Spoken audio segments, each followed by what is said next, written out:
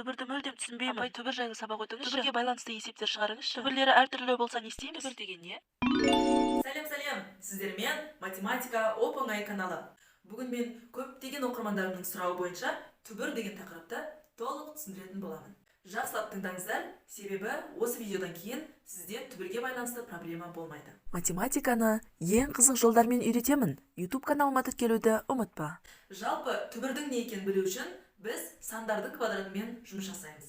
Мысалы, 3 деген санның квадратын табу үшін 3-ті 2 рет жазамыз. 3-ті 3-ке көбейтеміз, тең 9 болады. Тағы да бір мысал. 11-дің квадратын табайық. Ол үшін 11-ді 2 рет жазып, бір-біріне көбейтеміз. Тең болады 121. 18-дің квадратын табайық. Ол үшін 18-ді 2 рет жазып, бір-біріне көбейтеміз. Тең болады 324. Сандардың квадратын табу үшін менің каналымда керемет лайфхак бар.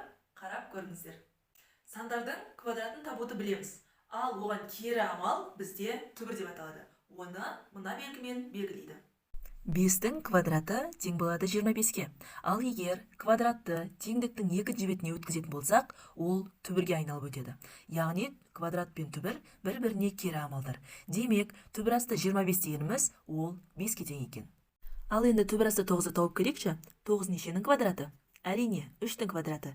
Демек, түбір асты 9 тең болады 3-ке. Ал түбір асты 16-дан қанша шығады? Әрине, 4. Себебі 4-тің квадраты тең болады 16-ға. Санды түбір астынан шығарғанда бір ережеге мұқият болайық. Мысалы 36 плюс 6-ның да минус 6-ның да квадраты бола алады. Бірақ түбірдің астынан тек қана 0 немесе 0-ден үлкен сандар ғана шыға алады. Яғни оң сандар ғана. Сондықтан минус 6 жауапқа кірмейді. Демек түбір асты 36 тең болады плюс 6-ға. Санды түбір астынан шығаруды түсінген болсаңыз, мына мысалдарды өз бетіңізбен шығарып көріңіз.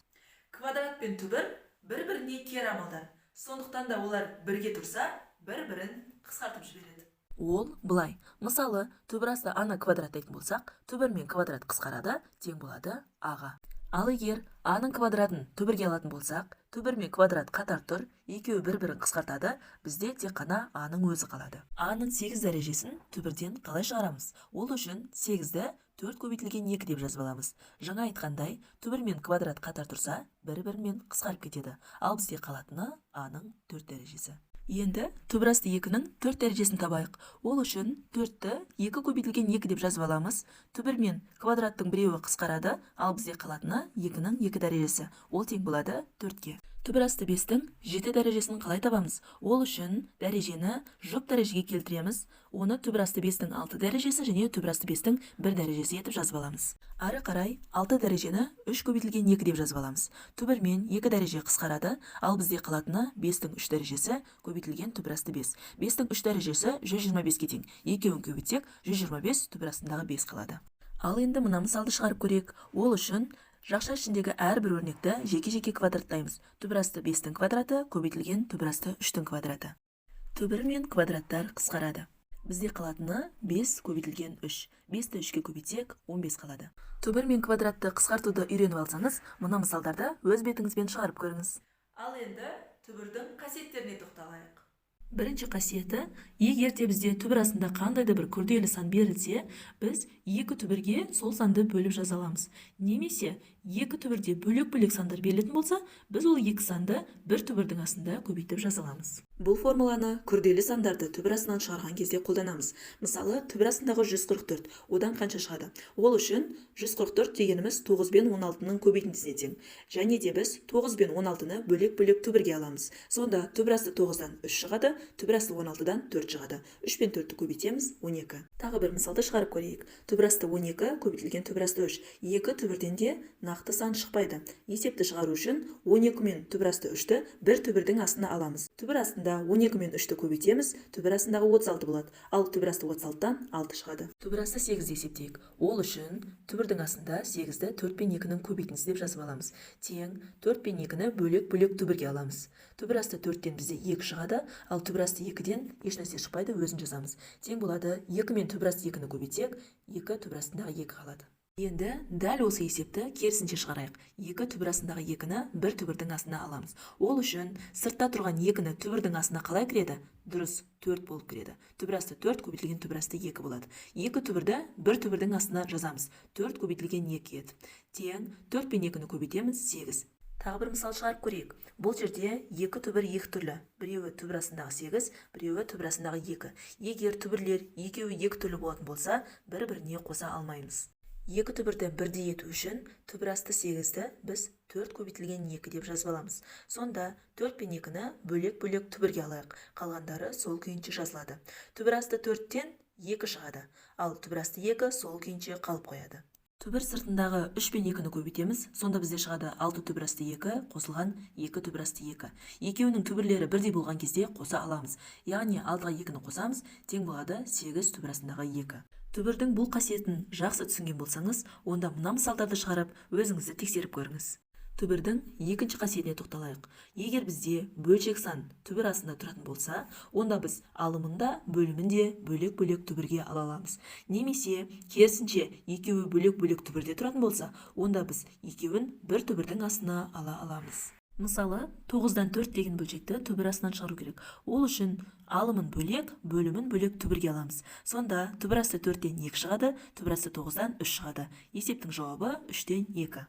Келесі мысалда бөлшек бөлек-бөлек түбірмен берілген. Біз бұны бір түбірдің астына аламыз, 3-тен 12 етіп. Енді 12-ні 3-ке бөлеміз, 4. Түбір асты 4 қалады, ал түбір асты 4-тен 2 шығады.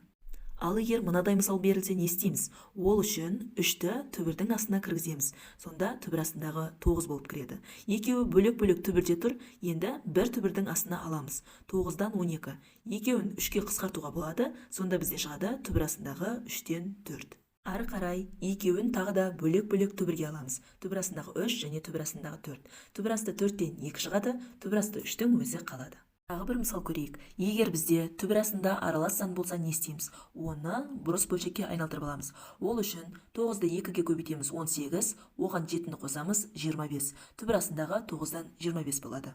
Бөлшектің бөлімі мен алымын бөлек-бөлек түбірге аламыз. Түбір асты 9-дан 3 шығады, түбір асты 25-тен 5 шығады. Түбір астынан ондық бөлшекті қалай шығарамыз? Ол үшін ондық бөлшекті бөлшек түрінде жазып аламыз, 100-ден 16 деп. Енді алымы мен бөлімін бөлек-бөлек түбірге аламыз. Түбір асты 16-дан 4 шығады, түбір асты 100-ден 10 шығады. 10-нан 4. 10-нан 4-ті ондық бөлшекке айналдыратын болсақ, 0,10-нан 4 шығады. Түбірдің бұл қасиетін жақсы түсінген болсаңыз, онда мына мысалдарды өз бетіңізбен шығарып көріңіз. Балалар, түбірдің жалпы не екенін түсіндік. Енді осы тақырыпты тағы да пысықтау үшін бірнеше мысалдарды шығарып көрейік. Бұл мысалда ең алдымен көбейтуді орындаймыз. Яғни бір түбірдің астында түбір асты 3 пен түбір асты 8-ді көбейтеміз. Қалғандары сол күйінше жазылады. Енді 3-ке 8-ді көбейтсек 24 болады. Қалғандары сол күйінше жазылады. 24-ті біз 6 мен 4-тің көбейтіндісі ретінде жазып алсақ болады. Және де қалғандарын сол күйінше жазамыз. 6 көбейтілген 4-ті бөлек-бөлек түбірлерге шығарамыз. Сонда 4-тен түбір астынан 2 шығады.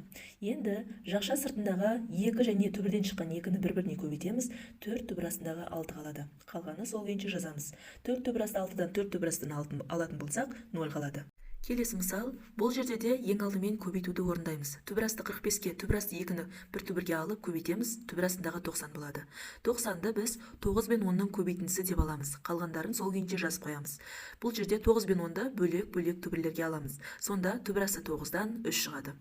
Бізде қалатыны мынау, 3 түбір асты 10-нан 3 түбір асты 10-ды алатын болсақ, 0 қалады. Келесі мысал, түбір асты 98-ді қалай шығарамыз? Ол үшін 98-ді біз 49 бен 2-нің көбейтіндісі деп аламыз ең алдымен. Сосын 49 және 2-ні бөлек-бөлек түбірлерге аламыз. Бұл жерде түбір асты 49-дан бізде 7 шығады. 7-ге түбір асты 2-ні көбейтеміз, 7 түбір асты 2 қалады. Келесі мысал, бұл жерде түбір асты 15 пен түбір асты 12-ні бір түбірдің астына аламыз. Бір түбірдің астында екеуін көбейтсек, 180 болады. Сонда түбір асты 180 мен түбір асты 180-ді тағы да бір түбірге аламыз. 180-ді 180-ге көбейтсек, 180-нің квадраты қалады. Квадрат пен түбір қысқарады, қатар тұрса білесіздер.